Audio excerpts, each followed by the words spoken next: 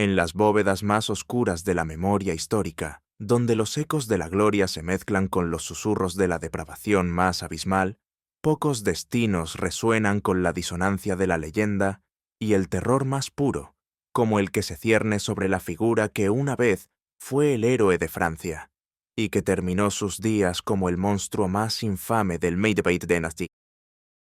Medievo. Este no es un cuento de hadas con un final feliz, sino una crónica descarnada de una caída épica, una metamorfosis tan aterradora que desafía la comprensión humana, un abismo ético que aún hoy estremece. ¿Cómo es posible que el compañero de armas de Santa Juana de Arco, el intrépido mariscal de Francia, el protector de su rey y el símbolo de la caballería más excelsa, pudiera transformarse en la encarnación misma del mal, en el asesino en serie más escalofriante que la historia haya registrado hasta entonces, superando en crueldad y número de víctimas a cualquier precedente conocido?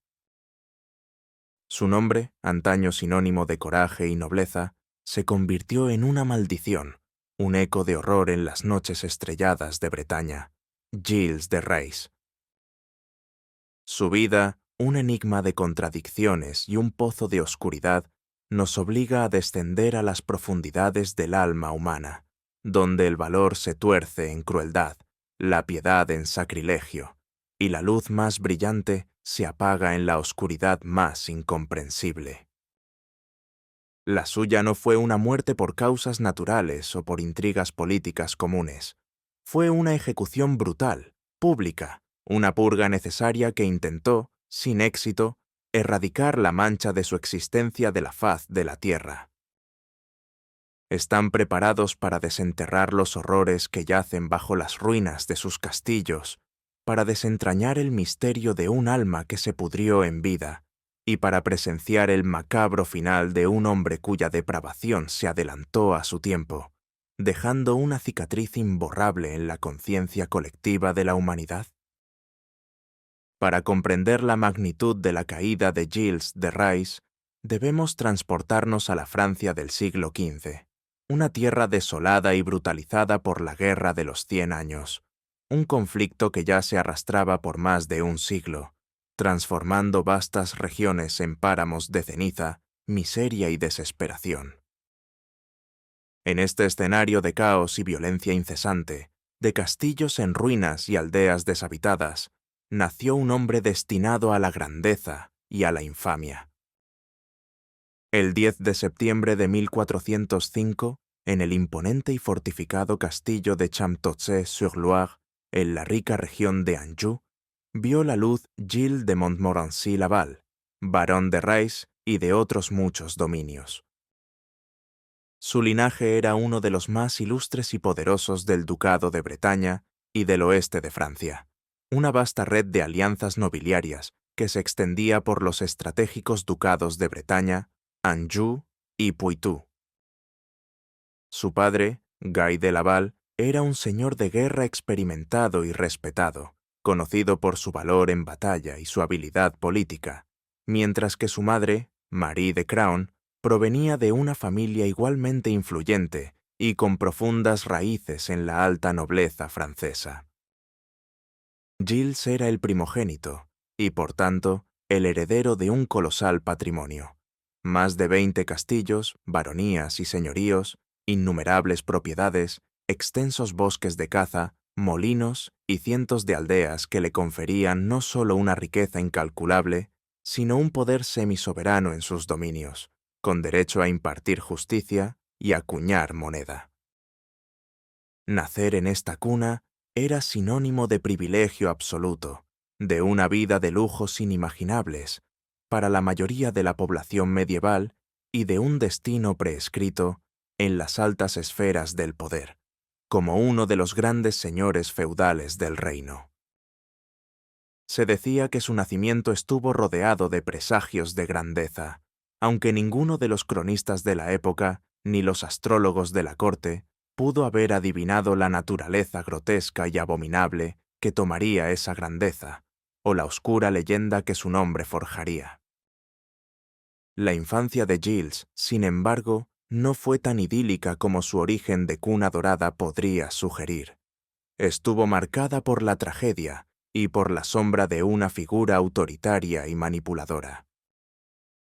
Tras la temprana muerte de su padre, Guy de Laval, en 1415, y la de su madre, Marie de Craon, tan solo un año después, en 1416, Gilles, con apenas 11 años, y su hermano menor, René, quedaron huérfanos. Su tutela recayó en su abuelo materno, Jean de Craon, un personaje formidable, astuto y con una ambición implacable. Jean de Craon no era solo un tutor, era un estratega implacable que veía en sus nietos peones cruciales para consolidar y expandir la influencia de su propia familia, los Craon, a expensas de otros linajes. A diferencia de muchos nobles de la época, que a menudo eran analfabetos y se dedicaban exclusivamente a la guerra y la caza, Gilles recibió una educación sólida para su tiempo y su rango.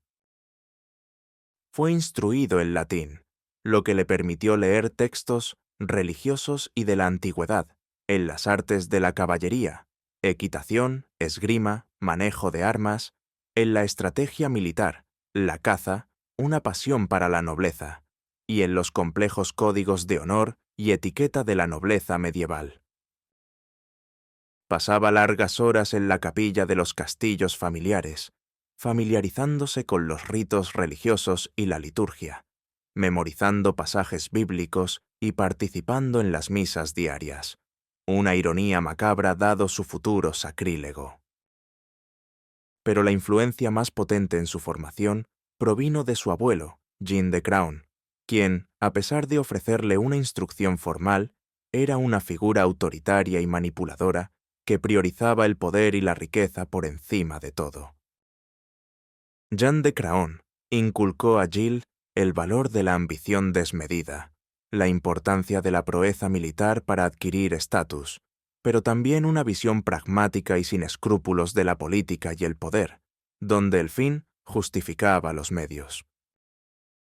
Fue su abuelo quien, con mano férrea, orquestó el matrimonio de Gilles, a los 16 años, con Catherine de Thouars, una rica heredera cuya fortuna y vastas tierras, irónicamente, eran cruciales para la estabilidad económica y la expansión territorial de los de Rais.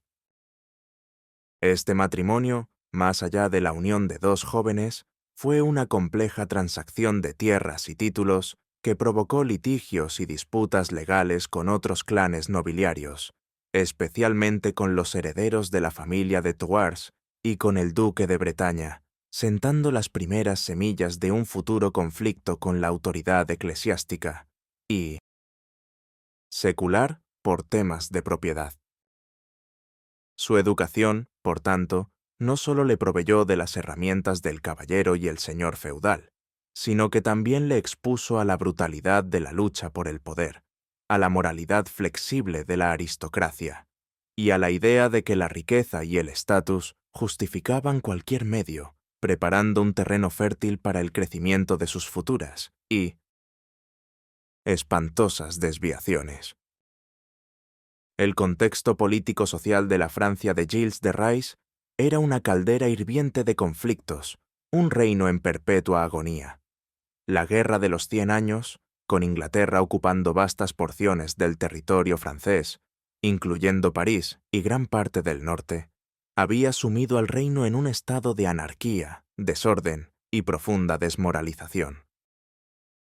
El delfín Carlos, futuro Carlos VII, era un monarca débil, ridiculizado por sus enemigos como el rey de Bourges, en alusión a la única ciudad importante que controlaba firmemente, con su autoridad disputada y sus arcas vacías.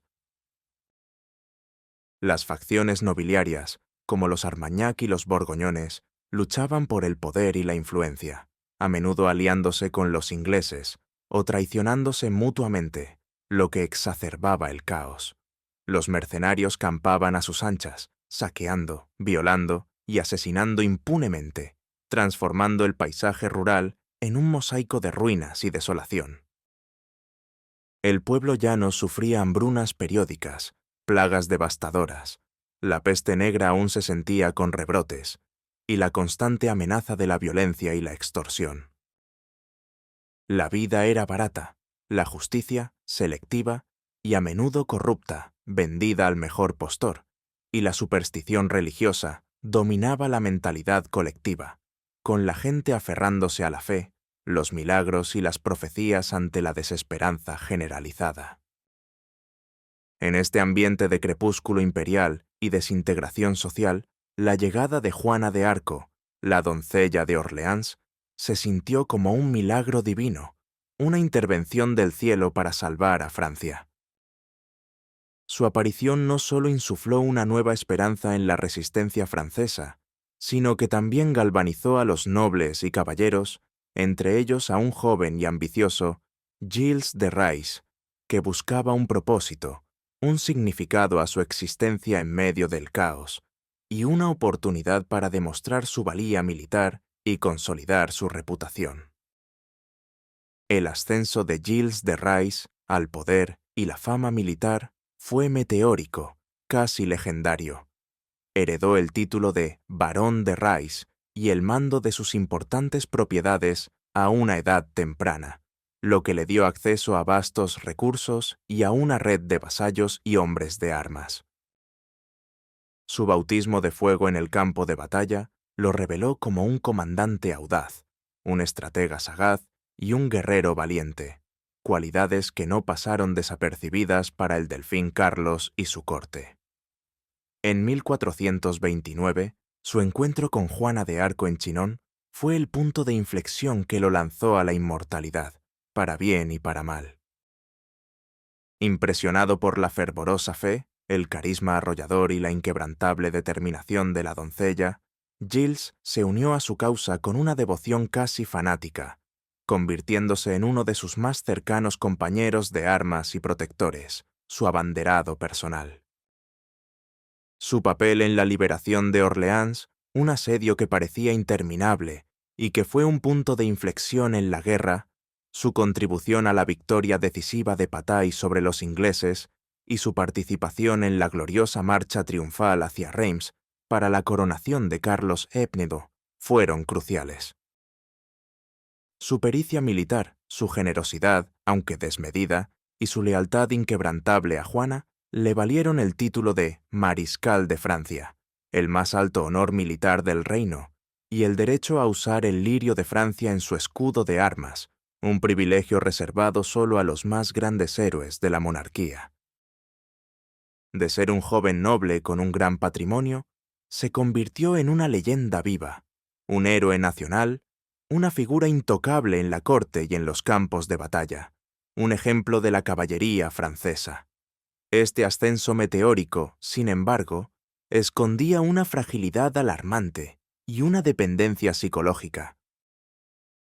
Su devoción por Juana no era solo militar o religiosa, era una obsesión, una dependencia emocional y espiritual que, una vez que ella desapareciera de su vida, lo dejaría en un vacío existencial devastador, sin brújula moral ni propósito. ¿Cómo pudo el hombre que cabalgó al lado de una santa, que vio milagros y fue investido con la más alta gloria, descender a las profundidades más abyectas de la maldad humana, convirtiéndose en el más aterrador asesino en serie de su época, una abominación que nadie en su tiempo podría haber imaginado? La alianza entre Gilles de Rais y Juana de Arco no fue solo militar. Fue una simbiosis de fe y fervor místico que elevó a ambos a las alturas de la leyenda y la santidad, al menos a los ojos del pueblo. La aparición de Juana, con sus visiones divinas, su voz profética y su inquebrantable determinación, encontró en Gilles un alma gemela en su ambición, en su deseo de restaurar la gloria de Francia y en su necesidad de un propósito trascendente.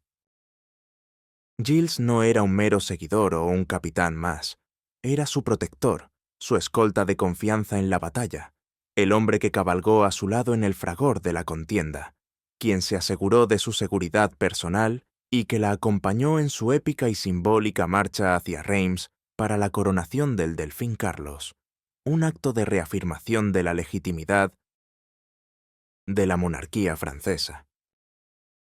La batalla de Patay, en 1429, fue un testimonio de su coraje y habilidad militar. Gilles, junto a otros capitanes franceses como La Hire y Dunois, lideró la vanguardia, aplastando a las fuerzas inglesas y asestando un golpe decisivo en la Guerra de los 100 Años, una victoria que cambió el curso del conflicto. Su reputación como estratega audaz, comandante competente y guerrero formidable se consolidó en toda Francia. Se ganó el respeto de los soldados rasos y la admiración de la corte. Su nombre era sinónimo de victoria, su figura, de la nobleza en su máxima expresión, la encarnación del caballero cristiano. Su lealtad a Juana, sin embargo, trascendía lo meramente militar o político. La veía no solo como una líder carismática, sino como una encarnación de la pureza divina, un ancla espiritual y moral en un mundo caótico y sin ley. Su obsesión por ella era casi idolátrica, y su protección, feroz y celosa, convencido de que su causa era bendecida por Dios. Pero el destino, siempre caprichoso y cruel, separó trágicamente a estos dos héroes. La captura de Juana de Arco por los borgoñones en Compiègne en 1430 y su posterior venta a los ingleses para ser juzgada por herejía y brujería por un tribunal eclesiástico francés pro-inglés, sumió a Gilles de Retz en una profunda desesperación y un sentimiento de impotencia. Él, que había sido su más ferviente defensor en el campo de batalla, se vio incapaz de rescatarla por medios militares o diplomáticos. Sus intentos de liberar a Juana, aunque valientes y reiterados, chocaron contra la realidad política y la indiferencia del propio rey Carlos VII, quien no movió un dedo para salvar a la heroína que lo había coronado. La ejecución de la doncella en la hoguera en Rouen en 1431, un evento que marcó a Francia y a toda Europa, con horror y vergüenza, dejó una cicatriz imborrable en el alma de Gilles. Para él fue una traición no solo de los ingleses, sino también de su propio rey, a quien consideraba un ingrato, y de la Iglesia, a la que Juana había servido con tanta devoción. Este evento marcó un punto de inflexión brutal en su vida, el inicio de una espiral descendente hacia la oscuridad. La fe que había anclado su moralidad se resquebrajó. La gloria militar, que había sido su motor y su propósito, se sintió vacía, desprovista de la santidad que Juana le había conferido, convertida en una vana búsqueda de reconocimiento mundano. Tras la muerte de Juana, Gilles de Retz se retiró de la vida pública y militar con una sensación de profunda desilusión, traición y un inmenso vacío espiritual. Su papel como mariscal de Francia, que había sido la cúspide de su existencia, ahora le parecía sin sentido y desprovisto de significado. Se sentía abandonado por Dios, por su rey y por la propia providencia. Su inmensa fortuna, que antes utilizaba para financiar campañas militares, equipar tropas y exhibir su estatus con un lujo acorde a su rango, ahora se convirtió en el motor de una nueva obsesión, una búsqueda desenfrenada y cada vez más desesperada de la grandeur, de un esplendor que eclipsara su vacío interior y compensara su pérdida. Comenzó a dilapidar su patrimonio en gastos extravagantes que incluso para los estándares de la realeza de la época eran considerados demenciales y escandalosos. Construyó y renovó sus castillos con un lujo desmedido y absurdamente costoso. Encargó manuscritos iluminados con oro, joyas y los pigmentos más preciosos de la época. Patrocinó orquestas y coros con docenas de músicos y cantantes y, lo más notorio, financió elaboradísimas representaciones teatrales de misterios religiosos, como el Misterio de Orleans, que requería cientos de actores, vestuarios suntuosos de seda y brocado, escenarios monumentales con complejos mecanismos de efectos especiales y una orquesta completa. Estas producciones, que duraban días enteros y costaban fortunas, eran un intento desesperado por recrear la atmósfera de misticismo y grandeza que había experimentado junto a Juana, o quizás de llenar el abismo de su desesperación con una belleza deslumbrante y efímera. Gastaba tanto que se llegó a decir que era capaz de fundir piezas de oro puro para el vestuario de un solo personaje, o de comprar pueblos enteros para utilizarlos como telón de fondo. La extravagancia era su forma de negar la realidad de su pérdida y su vacío. Pero esta negación lo llevó a extremos peligrosos, ya que sus ingresos no podían seguir el ritmo de su gasto. Esta retirada de la vida pública y el derroche desenfrenado no eran los únicos cambios en su comportamiento. Los primeros indicios de una mente desquiciada, de una obsesión por lo prohibido y lo oscuro, comenzaron a manifestarse. Su búsqueda de riqueza y poder se tornó cada vez más desesperada y frenética a medida que su fortuna se agotaba a un ritmo alarmante, acercándolo a la bancarrota. Fue entonces cuando, según los testimonios de sus futuros cómplices, se volcó en el ocultismo, la alquimia y las prácticas de magia negra. Se rodeó de charlatanes, hechiceros, nigromantes y supuestos alquimistas que prometían transmutar metales en oro, encontrar tesoros ocultos en sus propias tierras, o convocar demonios y espíritus para obtener riquezas y conocimientos prohibidos. El más notorio de ellos fue Francesco Prelati, un clérigo italiano de Prato, de quien se decía que tenía profundos conocimientos de nigromancia y magia negra, y que se convirtió en su principal consejero espiritual en estas lides oscuras. Prelati, junto a otros oscuros personajes como Eustache Blanchet, otro clérigo con fama de hechicero, Gilles de Sillé, su primo y leal vasallo, y Henriette y Poitou, sus sirvientes de mayor confianza y guardianes de sus secretos, se convirtieron en el círculo íntimo de Gilles, los facilitadores de sus fantasías más macabras y los cómplices de sus crecientes depravaciones. La búsqueda de oro a través de la magia negra y la invocación de demonios, según la retorcida lógica de estos hechiceros, requería sacrificios, y fue en este punto cuando la oscuridad comenzó a engullirlo por completo, más allá de cualquier límite moral o humano. La transformación de Gilles de Rais no fue un suceso repentino, sino una espiral descendente, gradual e imparable, hacia las profundidades de la depravación más abyecta. Su obsesión por la riqueza, inicialmente impulsada por el despilfarro y el deseo de mantener su estatus y su estilo de vida extravagante, se tornó en una necesidad desesperada a medida que sus vastos recursos se agotaban con una rapidez pasmosa. Los castillos de Machecoul, Tiffauges y Champtocé, antaños símbolos de su poder y linaje, se convirtieron en escenarios de una opulencia febril que camuflaba una bancarrota inminente y una locura creciente. Sus producciones teatrales, como el ya mencionado Misterio de Orleans, eran tan costosísimas que drenaban sus arcas a un ritmo alarmante, superando con creces cualquier ingreso que pudiera obtener de sus tierras, hipotecas o ventas. Contrató a más de 80 músicos, cantantes y actores permanentes, y los vestuarios eran tan extravagantes que incluían gemas, perlas y sedas exóticas traídas de Oriente. Se llegó a decir que era capaz de fundir piezas de oro puro, heráldico y familiar, para el vestuario de un solo personaje o para adornar los carruajes de sus actores.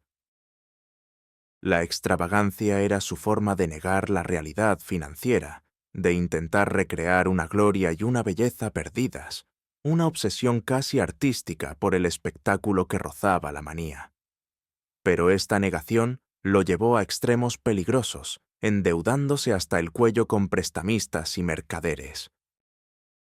Fue en este contexto de ruina económica y desesperación que Gilles de Rais, influenciado por su séquito de charlatanes y embaucadores, se volcó de lleno en las prácticas ocultistas y la alquimia negra, convencido de que la magia podría resolver sus problemas mundanos.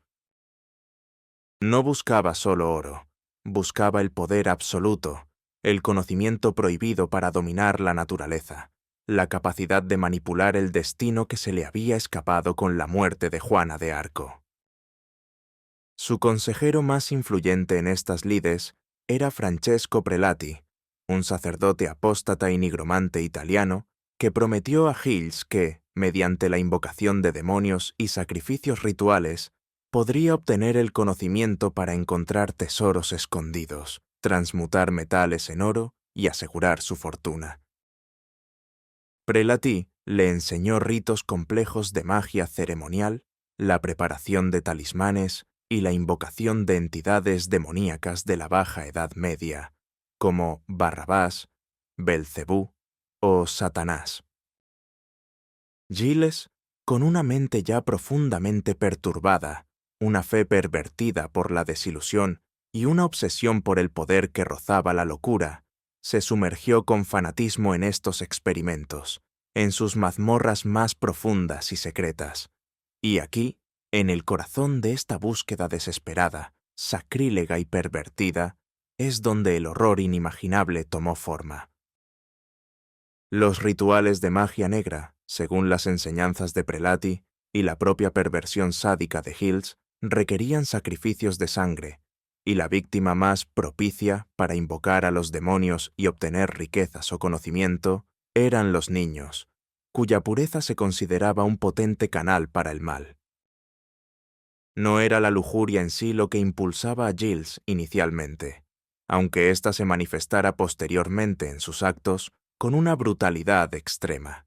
Era una mezcla retorcida de desesperación económica, una búsqueda pervertida de poder sobrenatural y un sadismo latente que se revelaba a sí mismo en cada acto de tortura y asesinato.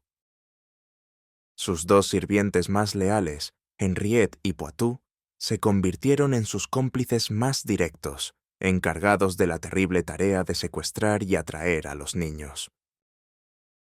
Las víctimas eran, en su mayoría, niños y niñas campesinos de las aldeas cercanas a sus castillos, Machecoul, Tifauges, Champtocé, aunque también se sabe de jóvenes de familias más acomodadas que desaparecían misteriosamente.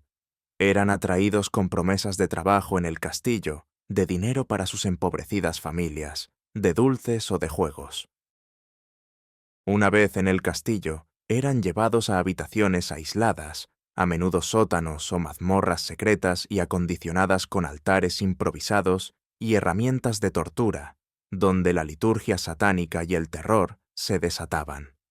Los niños eran torturados, violados y asesinados de las formas más horribles imaginables.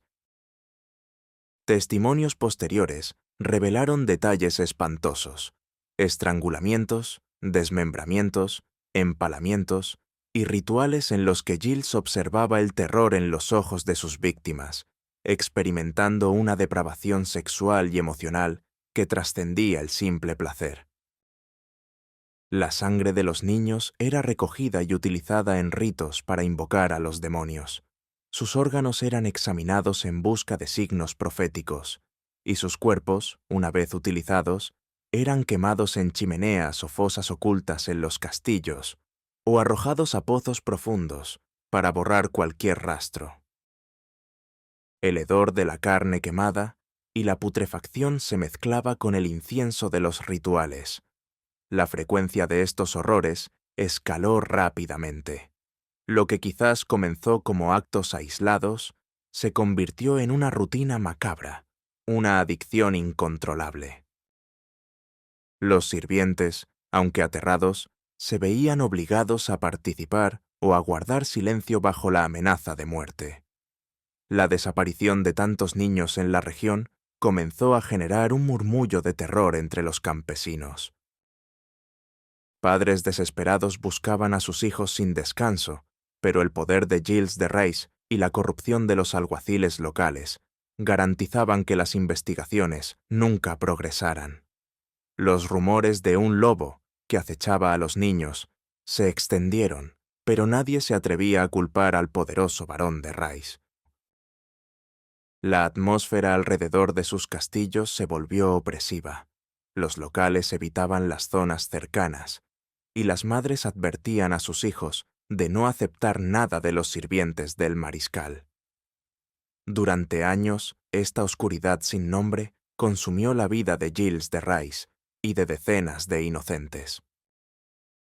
La impunidad, alimentada por su poder y la corrupción, solo sirvió para cimentar su creencia de que era invulnerable.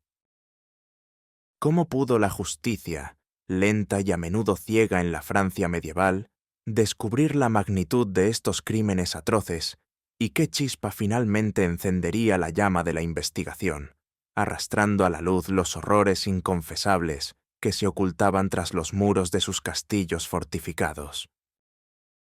La sombra del verdugo, aunque invisible en un principio, comenzó a alargarse implacablemente sobre Gilles de Rais, no tanto por el horror de sus crímenes, sino por las consecuencias de su desenfrenada disipación. Su ruina económica era imparable.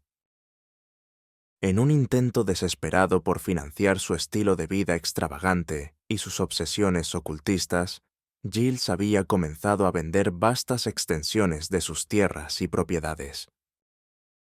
Estas transacciones, a menudo realizadas con un desorden caótico y sin la debida aprobación legal o eclesiástica, lo pusieron en conflicto directo con poderosas instituciones. El punto de inflexión fue la venta del señorío de Saint-Étienne-de-Mer-Morte, una propiedad significativa que, sin saberlo Gilles, pertenecía eclesiásticamente al capítulo de la Catedral de Nantes. Esta venta, realizada al duque Juan V de Bretaña, indignó al obispo de Nantes, Jean de Malestroit, un hombre de gran autoridad y determinación, que no toleraba la usurpación de los derechos de la Iglesia.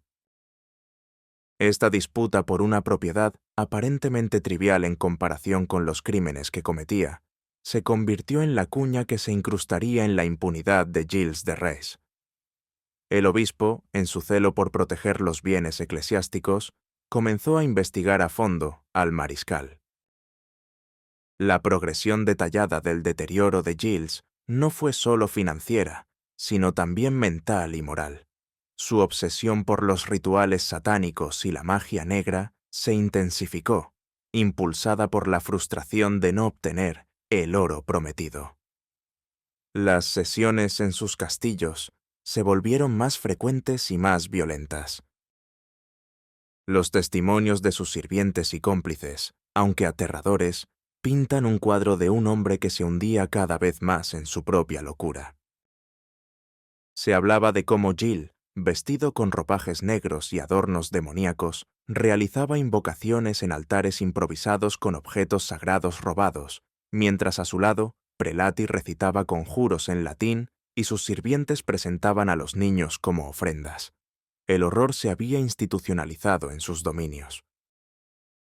La rutina macabra se había apoderado de su vida, con secuestros que a veces ocurrían varias veces a la semana. Los niños eran atraídos con juguetes, ropa nueva o promesas de ir a un espectáculo en el castillo. Las voces de los niños pidiendo ayuda, los gritos, los balbuceos de terror, eran ahogados por los gruesos muros de piedra de sus castillos y por la música alta que ordenaba tocar para enmascarar los sonidos. Anécdotas y testimonios, aunque a menudo fragmentarios y cargados de horror, comenzaron a emerger. Se dice que Henriette, uno de sus cómplices, en una ocasión estaba tan perturbado por los gritos de una víctima que no pudo contener el llanto. Gilles, al verlo, no mostró piedad ni arrepentimiento, sino que lo golpeó, exigiéndole que mantuviera la compostura y se uniera a la diversión.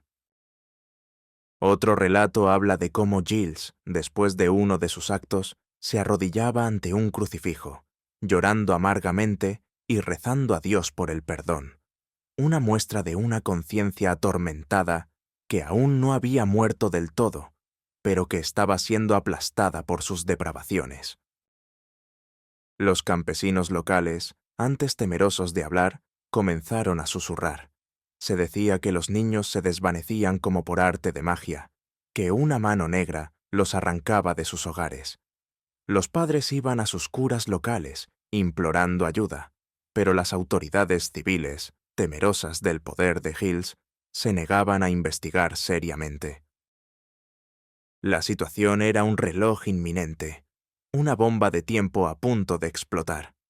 Las decisiones finales de Giles, impulsadas por la desesperación financiera, fueron las que finalmente precipitaron su caída.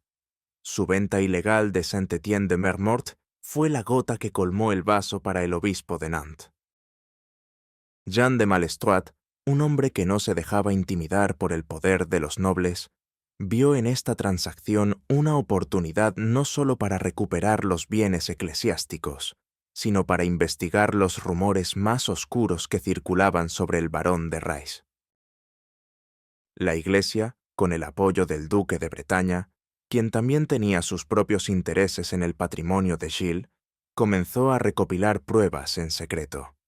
La inmensa riqueza de Giles de Rais, que antes era su escudo, se convirtió ahora en su debilidad. Los acreedores, viendo la inestabilidad de su situación, aumentaron la presión, y el rey Carlos VII, ya cansado de sus extravagancias y el escándalo que generaban, se mostró cada vez menos dispuesto a protegerlo. En este cerco político y eclesiástico, Giles, en su locura, no vio la trampa que se cerraba sobre él. Continuó con sus ritos y sus atrocidades, convencido de que la magia lo protegería o que su estatus de mariscal de Francia lo hacía intocable. Sus monólogos internos, si hubieran podido ser escuchados, habrían revelado una mente fragmentada, dividida entre una perversa fascinación por el mal y una desesperación por encontrar un camino de regreso a la fe que había perdido. Algunos historiadores sugieren que, en sus últimos actos, buscaba no solo placer, sino una forma de trascender el vacío de su existencia, de tocar lo absoluto, aunque fuera a través de la abominación. Pero el reloj ya había sonado. La paciencia de la Iglesia y del Estado se había agotado. Las denuncias, antes susurros, se convirtieron en acusaciones formales. Los testimonios de los aldeanos, antes dispersos, comenzaron a unirse en un coro de terror. La máquina de la justicia medieval, lenta pero implacable, se había puesto en marcha, y su objetivo era el hombre que una vez fue el glorioso mariscal de Francia. ¿Qué abismos de horror se revelarían cuando el velo de su poder se rasgara? ¿Y cómo se enfrentaría un hombre tan consumido por la depravación a la verdad de sus monstruosos crímenes, cuando éstos fueran expuestos a la luz del día?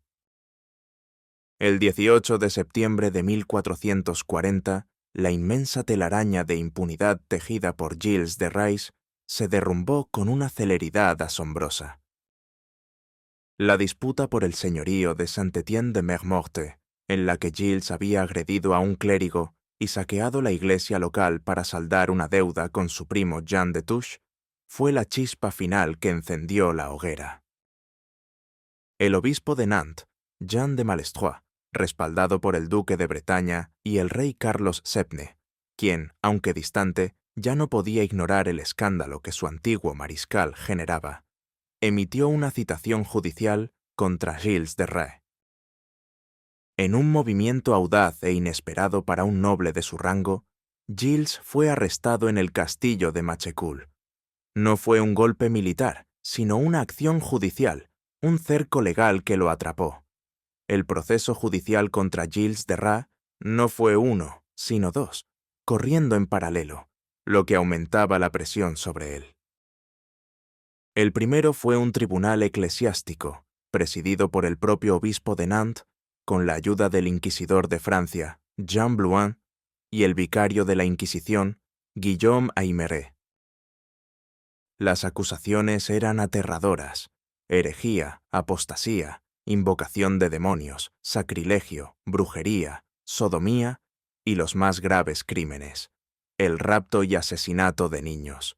El segundo fue un tribunal secular, establecido por el duque de Bretaña, Jean V, que se centró en los crímenes de asesinato, tortura y abuso sexual. Las cortes medievales no eran precisas ni garantizaban un juicio justo según los estándares modernos, pero en este caso, la magnitud de los crímenes y la determinación de los acusadores eran abrumadoras. El terror de los testimonios fue el verdadero corazón del juicio. Los cómplices de Gilles de Rais, Henriette y Poitou, así como el nigromante Francesco Prelati, fueron arrestados y sometidos a tortura. Bajo el tormento, sus confesiones fueron escalofriantes. Describieron con un detalle macabro la sistematicidad de los crímenes, cómo atraían a los niños, principalmente varones, de edades comprendidas entre los 6 y los 14 años, con dulces, juguetes o promesas de empleo, cómo eran llevados a habitaciones secretas en los castillos de Machecoul y Tifauges, las horribles torturas a las que eran sometidos, golpes, mutilaciones, desmembramientos, antes de ser asesinados por estrangulamiento o degüello. Relataron cómo Gilles, vestido con sus túnicas sacerdotales, observaba los actos, a menudo participando activamente, y cómo la sangre de las víctimas se recogía para rituales demoníacos. Las confesiones revelaron que Gilles encontraba un placer sádico en el terror y el sufrimiento de los niños, llegando a practicar actos de necrofilia y canibalismo ritual con los cuerpos. El número de víctimas era incierto, pero las estimaciones de los cómplices oscilaban entre 80 y 200 niños, quizás más, a lo largo de varios años, desde 1432 hasta 1440. Cuando estos detalles fueron leídos en voz alta en la corte, se dice que los jueces y el público contuvieron la respiración. Algunos lloraron, otros se desmayaron. La magnitud de la depravación era incomprensible. La confesión de Gilles de Rais fue el momento culminante del proceso. Al principio, el mariscal mantuvo una actitud desafiante, negándose a reconocer la autoridad de los tribunales eclesiásticos y seculares, apelando a su rango nobiliario y su estatus de mariscal de Francia. Amenazó con la excomunión a los jueces. Sin embargo, bajo la amenaza de la tortura, aunque no hay pruebas de que él mismo fuera torturado, sus cómplices sí lo fueron, y sus confesiones eran lo suficientemente incriminatorias, y tras una serie de entrevistas con prelados que apelaron a su alma y a su antigua fe, Gilles experimentó lo que sus contemporáneos describieron como una profunda conversión o revelación religiosa. El 26 de octubre de 1440, ante el tribunal eclesiástico y después ante el secular, Gilles de Rais se derrumbó.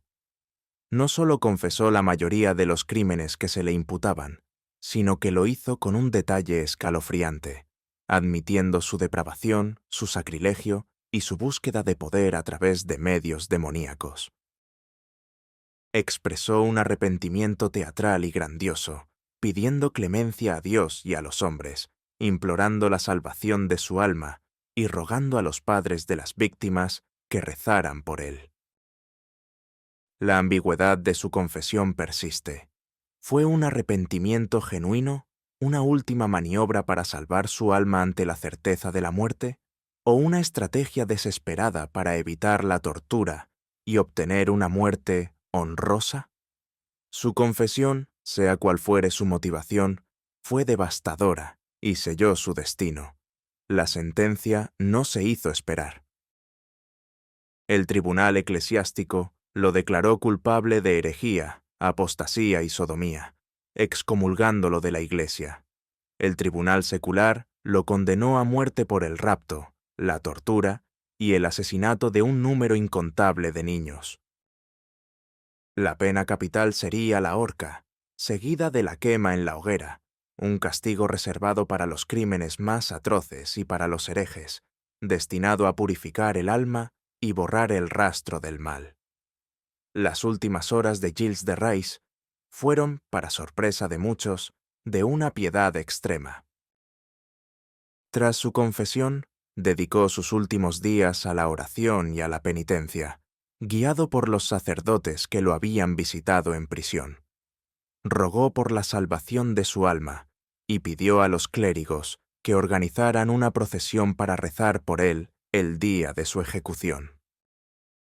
Se mostró sereno y resignado y pidió que sus cómplices, Prelati, Henriette y Poitou, que también habían sido condenados a muerte, fueran ejecutados antes que él, para que él pudiera rezar por sus almas. El 26 de octubre de 1440, la plaza del Buffet en Nantes se abarrotó de una multitud ansiosa y horrorizada. 3 piras fueron erigidas. A las 11 de la mañana, Henriette y Poitou fueron los primeros en ser ahorcados y quemados. Luego llegó el turno de Gilles de Rais. Ataviado con un simple sayal blanco y con el rostro cubierto por un velo, fue conducido al cadalso. Subió los escalones con una calma asombrosa, pronunciando sus últimas palabras en voz alta, pidiendo perdón a Dios y a los hombres, y exhortando a la multitud a rezar por él y a aprender de su terrible ejemplo. Se arrodilló, se persignó y se entregó a los verdugos. La cuerda alrededor de su cuello, el golpe brutal de su caída, el ahogo. Pero no fue el fin completo. Para mostrar la ignominia de sus crímenes, se ordenó que su cuerpo fuera descolgado de la horca antes de que muriera por completo, para ser quemado vivo en la hoguera, purificando así la tierra de su presencia maligna. Las llamas comenzaron a lamer su cuerpo. El hedor de la carne quemada se extendió por la plaza, y los gritos de la multitud se mezclaron con el crepitar del fuego. Pero, en un acto de sorprendente clemencia, o quizás para asegurar una muerte menos prolongada para un noble de su rango, y porque su confesión había sido útil, la piadosa duquesa de Bretaña, Juana de Francia, y otros nobles intercedieron, pidiendo que su cuerpo fuera retirado del fuego antes de ser completamente consumido. Así fue. Antes de que las llamas lo redujeran a cenizas, su cuerpo, aún humeante y carbonizado, fue retirado de la pira. Se dice que sus órganos internos aún estaban intactos. La reacción de los presentes fue una mezcla de horror, alivio y una profunda consternación ante la magnitud de la depravación que se había revelado. La figura del mariscal de Francia, antaño gloriosa, se había desvanecido para siempre, reemplazada por el espectro de la bestia de Machecoul. Sin embargo, no todos los misterios se resolvieron con su muerte. ¿Fue su confesión una genuina revelación religiosa o un cálculo frío para evitar la tortura y asegurar que su cuerpo no fuera totalmente incinerado, permitiendo un entierro cristiano? ¿Fue el juicio una conspiración, como algunos revisionistas sugieren, para apoderarse de sus vastas propiedades? ¿O fue una justicia justa, aunque brutal, para crímenes indescriptibles? La revelación de la maldad de Gilles de Rais fue un golpe sísmico para la Francia de su tiempo, obligando a confrontar una oscuridad que nadie quería creer que existiera en un hombre de su estatus. Su muerte fue un intento de clausurar el horror, pero el espectro de sus crímenes seguiría acechando la conciencia colectiva, transformándose con el tiempo en una leyenda que iría más allá de la historia. ¿Qué ecos de su atrocidad resonarían a través de los siglos? ¿Y cómo moldearía su leyenda la percepción del mal absoluto? Con la ejecución de Gilles de Rais en Nantes, la plaza del Buffet se convirtió en el epicentro de una purga pública, no solo del cuerpo de un hombre, sino de la idea misma de la impunidad absoluta de la nobleza. El destino de su cuerpo fue un testimonio final de su ignominia y de la peculiar moralidad de la época. Tras ser ahorcado y parcialmente quemado en la hoguera, sus restos humeantes, aún reconocibles, fueron retirados de la pira gracias a la intercesión de la duquesa de Bretaña y otros nobles. Esta clemencia permitió que su cuerpo no fuera totalmente reducido a cenizas, una forma de evitar la damnatio memoriae total, la borradura completa de su existencia, y de permitirle un entierro cristiano, aunque fuera de segunda categoría. Sus restos fueron entregados a las monjas carmelitas de Nantes, quienes los enterraron piadosamente, no en una tumba de honor, sino en terreno consagrado, marcando el reconocimiento de su arrepentimiento final ante la Iglesia. El cuerpo de un mariscal de Francia y señor de inmensas tierras había sido profanado, despojado de su dignidad, y su destino final fue un reflejo de la mancha que había dejado en la sociedad. Las reacciones inmediatas a su muerte fueron variadas, pero dominadas por el horror y un inmenso alivio. El pueblo llano de Bretaña y Anjou, que había vivido en el terror de las desapariciones de niños, experimentó una liberación colectiva. La ejecución fue vista como la victoria de la justicia divina y terrenal, una retribución por los crímenes más abominables. Los padres de las víctimas, que habían clamado por justicia durante años, finalmente vieron cumplida una parte de su agonía. La Iglesia, que había liderado la acusación, proclamó la ejecución como un triunfo de la fe sobre la herejía y la depravación, reafirmando su poder moral y legal sobre incluso los más altos nobles. El rey Carlos VII, quien había mantenido una distancia cautelosa del escándalo para no manchar su propia imagen, finalmente se distanció de su antiguo mariscal, permitiendo que la justicia siguiera su curso. La familia de Gilles, especialmente su hermano René y su viuda Catherine de Thouars, intentaron distanciarse por completo del infame varón, buscando preservar sus propios patrimonios y reputaciones, aunque la mancha de su nombre era ineludible. Fue un momento de reordenamiento social y moral, donde la línea entre el bien y el mal se dibujaba con la sangre de los inocentes.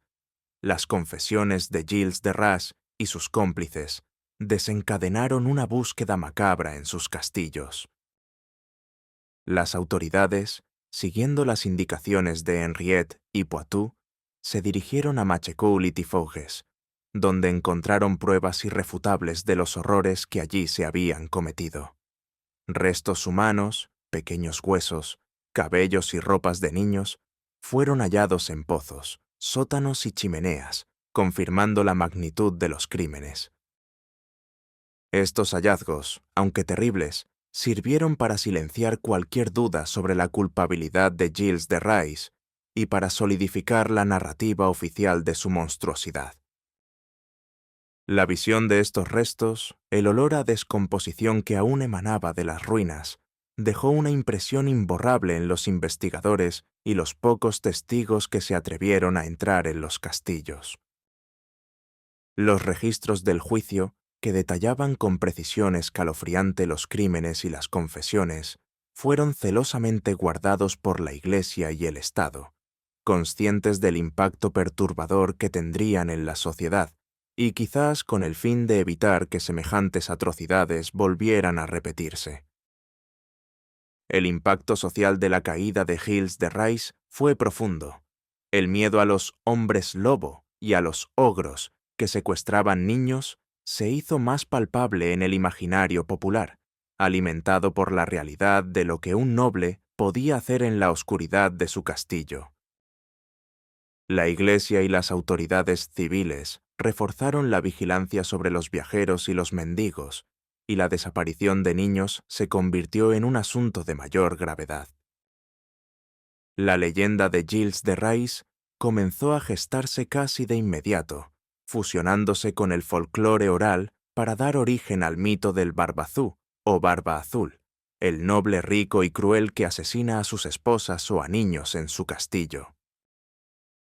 Aunque la figura de Barba Azul es más compleja y se ha adaptado en diferentes versiones, Su raíz más directa se encuentra en la historia de Gilles de Rais, perpetuando su infamia en la memoria colectiva a través de cuentos de terror.